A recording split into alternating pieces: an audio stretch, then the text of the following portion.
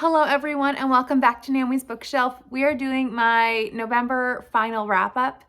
I cannot remember how many books I had read at the end of my first wrap-up in November. I think it might have been 3, maybe 2. I can't remember.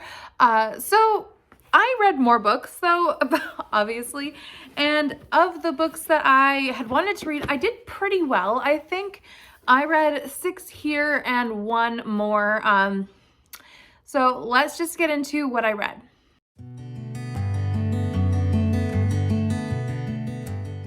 So the first thing that we'll talk about are the buddy reads that I had. I had 3 buddy reads so far this month, or November, and they were all good books, I guess. The first one I'll talk about is Unbroken by Laura Hillenbrand. I'm struggling with her name for some reason. This is the story of Louis Zappini, or Zappanini. I honestly don't remember how to pronounce his last name, but he told her his story about how he was an American Olympian. He went to Germany, the Berlin Games, and he actually ran against Jesse Owens. And then he was drafted into the army, and then his plane failed while they were over water, and it's an incredible survival story. This book, though, has trigger warnings for everything, and I've got to say, this book I had a warning about from my cousin Megan, from Megan the Story Girl. She told me about an event that happens in this book, and I am very thankful that I knew about it. And so if you are wanting to know what happens, to prepare yourselves, because this is what they describe in this book as the worst thing that any of them saw in their entirety of being in these situations. I can tell you in a comment, or not spoiler here, but I just want to say, like, it involves animal cruelty. This book involves every trigger warning possible. It's very difficult to read, but an incredible story. And at a certain point, I just couldn't put it down. It was just so impactful. So Louis, I don't even want to tell you what it's about because it's just such an incredible journey. His plane gets destroyed because it's just not in good condition. They sink over the water, and then they have to survive being in the South Pacific, and then they have to survive, he and the men who go down with him, if they do survive. I'm not saying if they yes do or not, but if they do survive, they have to survive the Japanese, who were infamous for taking away people's dignity. And that is the core of what these people were fighting for, their dignity. They could do without some things, but they needed their dignity to survive. So that was such an important part of this book, and how he would fight to survive. So I highly recommend this book, but I recommend this book with a lot of warnings and a lot of sensitivities involved. So yeah, be warned. It's not for the faint of heart, but it's in a very incredible book. All right, on to the next buddy read. This is a bit of a different one.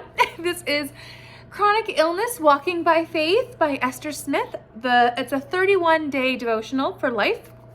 I should mention also that almost all of these were for Nonfiction November. So this one was for Nonfiction November. I don't remember what I put them in categories for, but nonfiction.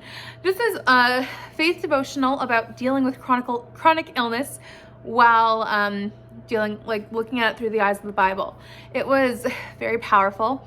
I buddy read this with Kate Howe and Christy Lewis from Christy Lewis with Dostoevsky in Space.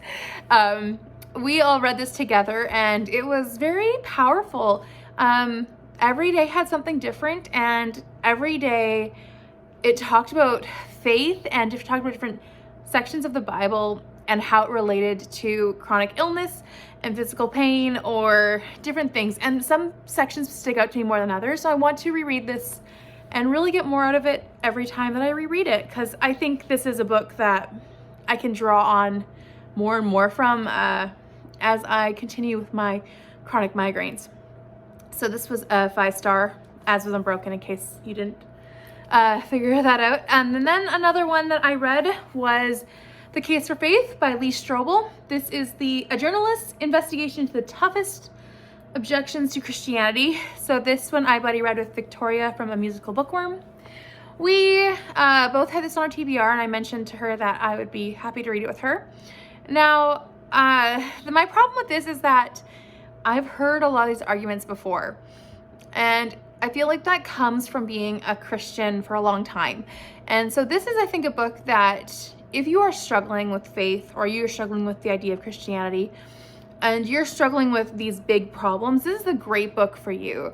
As someone who has been around the church their whole life and who has had these discussions, it wasn't very insightful. Some things were, but it was for the most part a lot of old information and good to hear, but not world shaking or revolutionary. So I think I'm giving it a 4-star just based on the fact that my own experience probably made the book less so, but I do think it's a really good book if you are wanting to learn more about the Christian faith. And it doesn't tell you have to believe, it just gives you the options about these questions. So I recommend that one. Then a book that was not a buddy read and was for 'Tis the Season-a-thon, I finished it on the first day, was Emily of Deep Valley by Hart Lovelace. I have finally finished this series, which is wonderful. This is such a great book. I really enjoyed this one. This is about Emily, obviously, and Emily is like 18 years old. She's just graduated from high school, and this is at a time, I think it was 1912, when her classmates are going off to college, but it's not a common thing for everyone to go off to college. And so she's feeling very left out because all of her friends are going off to college except for her. And she's staying at home and taking care of her 80-year-old grandfather. And so this book I found to be such a great book. It talked a lot about her just trying to fill her time and trying to find purpose.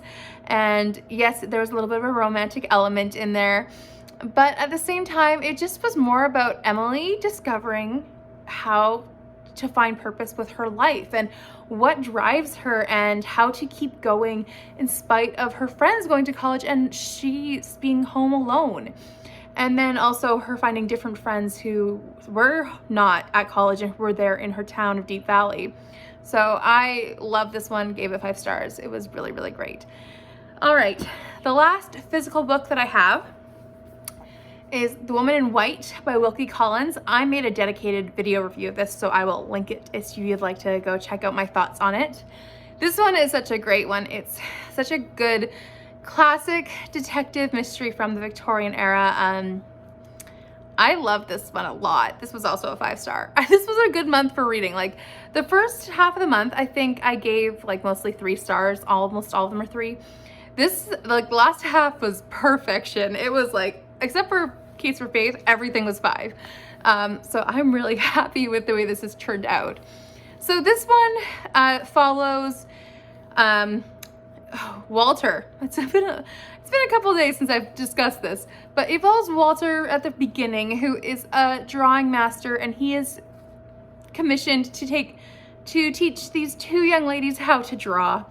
And as he's going to go and teach these 2 young ladies, he comes across a woman who is dressed in all white, and she says that she needs to get to London, and so he helps her onto a stagecoach. And immediately after, he runs into 2 men who are looking for her because she has escaped from the asylum. And that's kind of what sets off this entire plot. He meets these 2 young ladies, things are happening, there's a mystery. It's a great one, highly recommend, love it. You should check out my review if you want to know more. And then the last thing that I read was the Sonnets by William Shakespeare.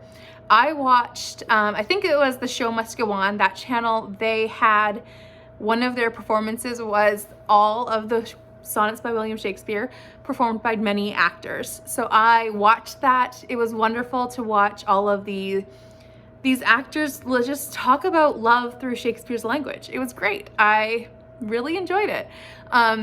it was also something that was just really fascinating to just learn about. I had never read Shakespeare's sonnets before, but I've heard about them.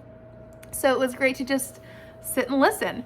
So I'm giving those 4 stars as a whole, and I really enjoyed them. So I did not get to an Agatha Christie, but I did get to Shakespeare. So it's kind of a win, kind of a loss. But in regards to Agatha Christie, I am 60% of the way through At Bertram's Hotel, and I will be finishing that one out very soon. So I'll have 2 Agatha Christie books done in the month of December. So we'll be still on track for that, but unfortunately it just wasn't done in November. So that was it. All of the books that I read in the second half of November.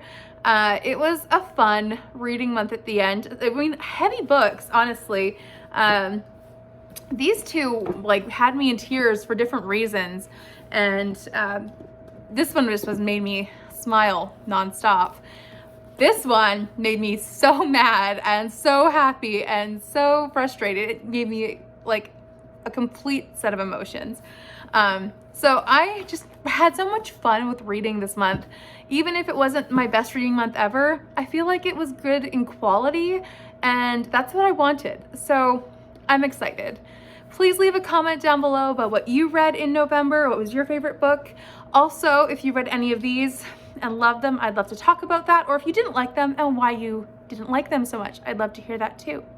If you are new here and you'd like to subscribe, please do. And also, if you like this video, please give it a thumbs up. I will talk to you next time in another video. Bye for now.